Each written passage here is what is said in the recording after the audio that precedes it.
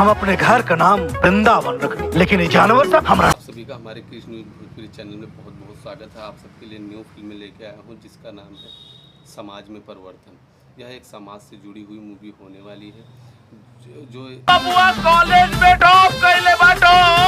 हमार बेटा इसमें हमारी स्टार कास्ट के रूप में है, वो है हमारी अमरपाली दुबे जी। आप सबके बीच में ये जो मूवी आ रही है समाज में काफ़ी परिवर्तन लाएगी और यही मूवी का निर्देश और यही राउर पोता राम के खातिर लक्ष्य है। और आपको पता न कहाँ से गवार पतोह लेके आ गए बड़े जी। जल्द आप सबके बीच में आएगी। इसका एक पोस्टर रिलीज किया गया है।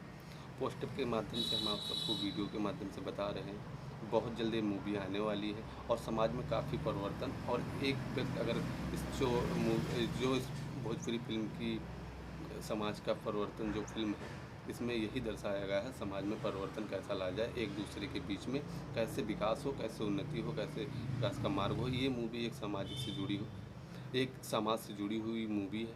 इसको बिल्कुल भी आप देखना ना भूलें। जय भोजपुरी। फिर मिलते हैं आप सभी को नेक्स्ट वीडियो में।